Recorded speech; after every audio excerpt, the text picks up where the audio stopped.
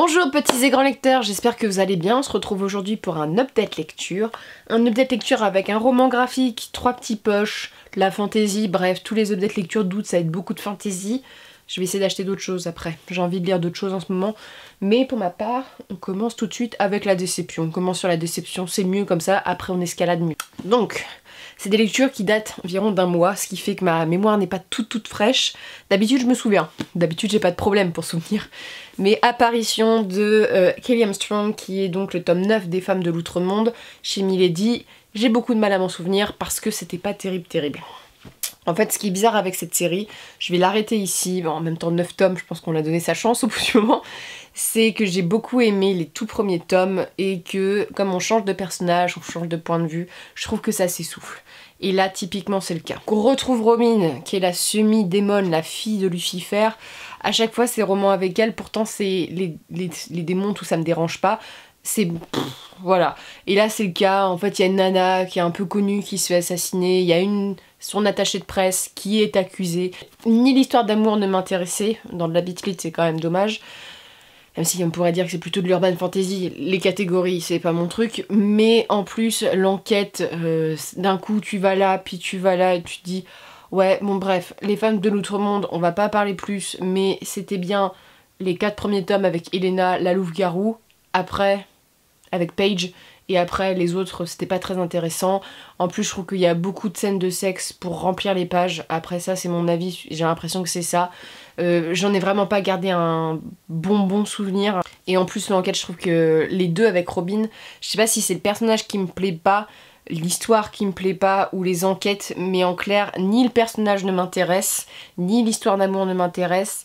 L'univers est mal exploité dans celle-ci. Pour moi, comme je vous l'avais expliqué, le triptyque de la Beat-Lit Urban Fantasy, un bon personnage principal, une bonne romance et un bon univers. Et en prime, on pourrait mettre un 4ème, mais c'est pas toujours le cas, une bonne enquête. Et dans ces 4 là, il n'y en a aucun qui cochait. Donc c'est dommage, mais Kelly Armstrong, je vais m'arrêter. Ça a été une très bonne découverte. Il y a une série qui est pas très bonne, Beaten, qui est sortie il y a quelques années. Mais je vous conseille du moins les livres, peut-être les 4 ou 6 premiers tomes.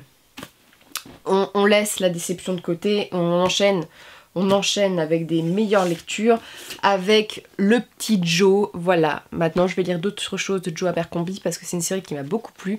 Il s'agit donc du 3e tome de La Mer éclatée, la moitié d'une guerre.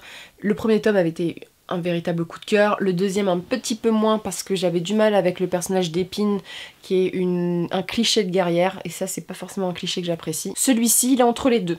J'ai aimé, mais c'est pas autant que le premier tome. En fait, on suit une princesse. Princesse, alors je peux pas vous expliquer parce qu'en fait, il y a des liens avec tous les tomes, c'est pensé pour une suite, mais je trouve que tu peux les lire comme indépendamment. Cette princesse, elle a été dépossédée, sa famille a été massacrée, et donc elle va voir un peu la famille d'Harvey, donc le personnage principal du premier tome, qui est un personnage assez gris, et demander de l'aide parce que je crois qu'ils sont cousins, bref, ils sont dans la même sauce. Ils vont tout faire pour qu'elle retrouve son trône, notamment il y a une armée de grands guerriers, bref, des gens qu'on a déjà vus auparavant. Et ce tome-ci, j'ai beaucoup aimé, mais je m'attendais à plus pour un 3e tome, plus d'apothéose. Le personnage principal est hyper sympa, féministe comme j'aime bien et pas cliché comme Épine. J'ai même été surprise plusieurs fois par le roman, notamment dans les choix de l'auteur qui n'hésite pas à tuer des personnages qu'on a déjà vus dans les premiers tomes ou dans le tome 2. Voilà, des personnages qui ont pris de la consistance, c'est ce que j'ai aimé. J'aime aussi le fait que je trouve que c'est assez inspiré de la mythologie viking, comme je vous expliquais. Le premier tome c'est Yarvi qui est manchot, voilà, il a pas de bras, qui a perdu son père et son frère et qui va se retrouver sur le trône, sauf que lui il a rien envie d'y être parce que c'est un intellectuel, donc il a envie de faire autre chose de sa vie, et le bougre va se retrouver à devenir esclave et à reconquérir son trône. Et ce que j'aime bien dans ce roman, c'est que les femmes ont vraiment des places dans le récit, et bon, même si elles sont parfois clichés, je trouve que dans celui-ci c'est plus nuancé, il y a un peu de complot politique, ce que j'aime bien. C'est juste en fait ce tome 2 qui un peu assombrit le fait que j'ai aimé le roman et que je voulais un tome 3 plus dans l'apothéose, mais je trouve que c'est une bonne conclusion, j'aime plutôt bien le message de fin, et voilà, il y a vraiment des partis pris. C'est un univers qui est classé young adulte dû à la jeunesse des personnages en général, Voilà, on est toujours vers des personnages qui ont 16-17 ans dans les récits, même si Harvey vieillit. Mais voilà, c'est young adulte dans ce sens-là, mais je trouve que c'est quand même un peu plus poussé que ce qu'on retrouve dans la young adulte. C'est sombre, c'est tiré, je trouve, de mythes mythologiques vikings. Voilà, j'aime beaucoup et je vais lire donc d'autres récits, notamment Servir froid et La première loi de Abercrombie, qui sont des récits plus adultes à ce que j'ai lu, mais j'aime beaucoup l'univers. Je sais pas pourquoi, mais je trouve que l'écriture elle est assez sérielle dans ce sens que on va assez au but, il y a beaucoup d'action, il y a beaucoup de combats, on s'attarde pas non plus sur énormément de complots, il y en a mais c'est pas le but, on n'est pas vraiment dans la description pour enjoliver, donc bref ça va quand même au but, ça se lit plutôt bien et franchement pour les passionnés de mythologie viking je pense que ça peut vous plaire même si c'est jamais cité viking à l'intérieur. Voilà, au niveau de construction du monde je trouve que c'est plutôt bien fait et on voyage beaucoup. Je présente un livre de fantasy qui est donc de la fantasy orientale. Est-ce que j'ai aimé? Bien sûr que oui. Voilà. Ça n'a pas été le coup de cœur, le tome 2 je l'ai plus aimé, je vous en reparlerai en update lecture plus tard, mais ce tome 1 a été une véritable découverte, j'aime beaucoup l'univers de l'auteur, même si je trouve que celui-ci est très introductif et que dans la 4ème on nous promet des choses qui arrivent très tard dans le récit et pas forcément aussi poussées qu'on le sent. Donc je vous parle de Sharakai de Bradley P. Beaulieu, qui est donc un anglais malgré que Beaulieu fait très français, anglais ou américain. En fait, Sharakai c'est un univers extrêmement bien construit et complet. Déjà, on peut partir là-dessus. Oriental, donc Bibi était satisfaite, il y a du désert. On suit une jeune fille. Cette jeune fille, je crois qu'elle a à peu près entre 16 et 20 ans, je pourrais plus vous dire. Elle a perdu sa mère, elle ne connaît pas son père et elle est gladiateur. On pourrait apparenter ça à gladiateur. En fait, elle combat pour de l'argent et en parallèle, elle est masquée, donc personne ne connaît son identité. Et en parallèle, elle donne des cours d'escrime, de combat aux jeunes filles nobles, donc de cette cité. Cette cité, elle a une particularité, donc Sharakai, en fait, elle est gouvernée par 12 empereurs. 12 rois immortels, des espèces de rois avec des pouvoirs qui ont un côté déifié. Vraiment, quand on parle d'eux, c'est vraiment comme des dieux. Voilà, ils sont hyper menaçants et en même temps, elle se promène au marché, elle fait sa petite vie, il y a un mec qui est plutôt un mec plutôt bien intéressé par elle, en plus c'est une nana, elle s'est profitée de la vie, et elle voit un des 12 immortel se faire attaquer et tenter d'être assassiné. Donc ça c'est toute la partie du roman qui est hyper introductif et il faut juste savoir, et je vous le place là, c'est pas du spoil, c'est dans la 4ème et vous allez le savoir à peu près vers la fin, mais c'est hyper important pour donner envie.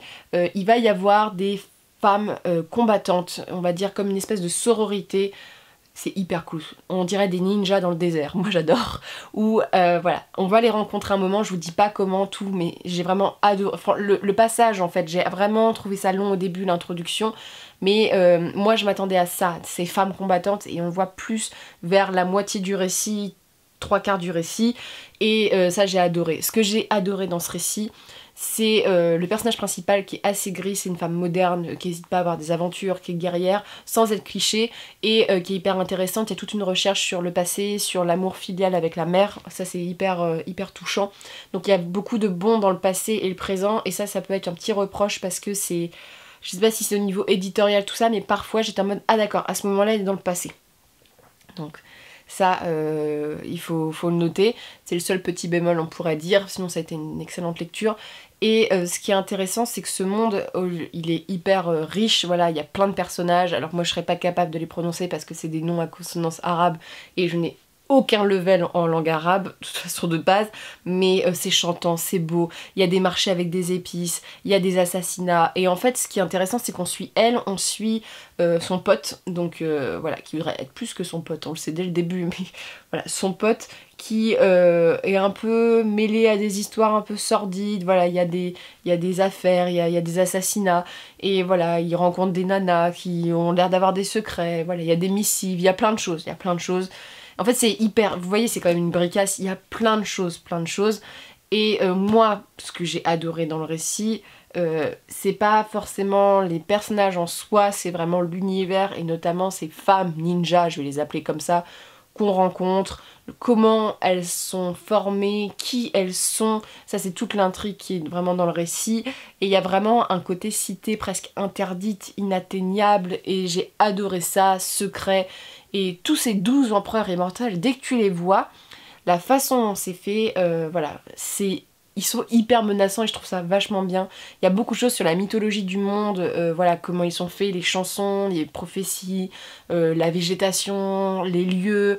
Et oui, il y a aussi cette histoire en parallèle qui est hyper importante, j'allais oublier, parce qu'il y a ce pan d'histoire à Sharakai et il y a un pan d'histoire où il y a un homme qui est très intéressant.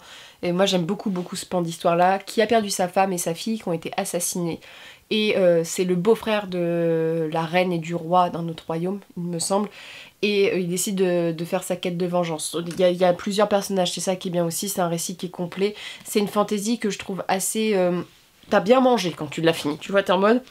Je me suis repue de l'univers, il faut être assez concentré, l'auteur il va pas vous rappeler 15 fois attention cet indice là, non il faut vraiment être concentré, mais le seul bémol c'est que je trouve que c'est long pour arriver, on a une grosse phase introductive, mais c'est souvent le cas, je crois que Sharakai, il me semble qu'il y a 5 tomes si je dis pas de conneries, donc ce qui fait que c'est normal, ça installe l'histoire, mais une fois que t'es dedans, c'est bon.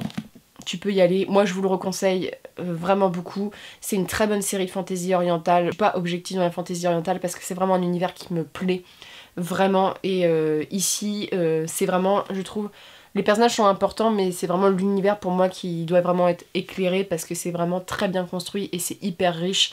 Voilà, j'aime bien quand les univers, il y a beaucoup de choses et qu'on est vraiment immergé. En fait, le fait qu'il y a tellement de détails, voilà, les chansons, tout ça, moi j'y crois. Tu vois, pour moi c'est palpable. Sharakai, c'est mon voisin, quoi. Je peux traverser la route et y aller. Dans ma tête, c'est ça.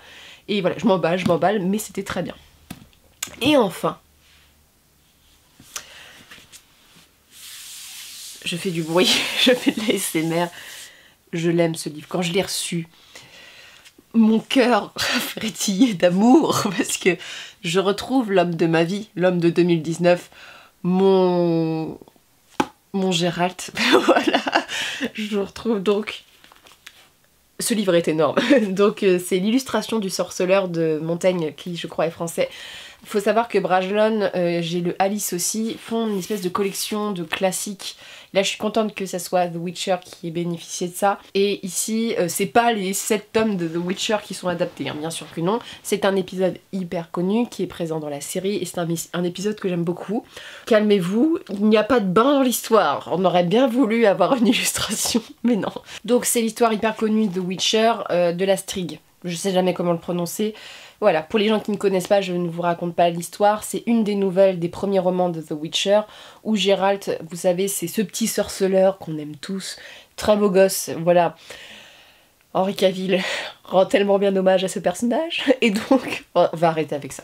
Et donc voilà, ce sorceleur, son métier, c'est de tuer des monstres. On le paye pour ça, sachant que lui-même, dans cet univers, est considéré comme un monstre. Faut savoir que je vous recommande absolument les livres The Witcher, j'ai fait une vidéo dessus, où je sais que le style peut parfois être un peu mal traduit, ce genre de choses, mais l'univers, moi je l'adore. Ça a été un coup de cœur. Il va être appelé à détruire une bête. Je vais pas vous en dire plus parce que c'est une nouvelle. Alors la nouvelle, en fait, elle est écrite. Je vous mets un passage où il n'y a pas de spoil. Avec Geralt, si c'est possible. Est-ce que Geralt est là? Geralt est là. On me voit plus. On me voit plus. Bref, j'espère que vous voyez bien avec les reflets. Bref, c'est un récit qui est assez sombre au niveau du dessin, ce qui correspond très bien à The Witcher, il faut savoir. Et les planches sont très belles. Donc d'un côté, il y a le texte et d'un côté, il y a les images. On dirait Bob Moran, comme ça, vous avez pas l'impression. Et soudain surgit face au vent. Alors, il faut que j'arrête avec Geralt. Voilà, la fangirl ressort. Mais j'ai beaucoup aimé la représentation de la Strigue qui est assez différente de la série. C'est un personnage mythologique que j'aime beaucoup. Bref, c'est un univers que le dessin, je l'aime beaucoup. Visuellement, j'aime beaucoup parce que c'est un... J'avais beaucoup de j'aime beaucoup. C'est assez... vous savez, les traits sont pas hyper prédéfinis. C'est assez flou. Et j'aime bien, et redécouvrir cette nouvelle, j'ai adoré. Moi, pour ma part, je voudrais qu'on dessine Geralt sous tous les angles, Jaskier sous tous les angles, et qu'on raconte cette histoire. C'est un autre moyen de découvrir The Witcher. Donc ce livre, je le recommande autant aux amateurs de The Witcher, autant aux gens qui n'ont pas encore commencé, qui voudraient peut-être connaître quelque chose sur l'univers, se faire un petit avis, bref, découvrir, bref, je l'ai adoré. En même temps, avec Geralt ou Geralt, moi je préfère dire Geralt, ça va toujours avec moi. Donc c'en est tout pour cette update lecture, j'espère que ça vous a plu. Et je vous souhaite de très bonnes lectures et une très bonne journée. N'hésitez pas à me dire ce que vous lisez en ce moment.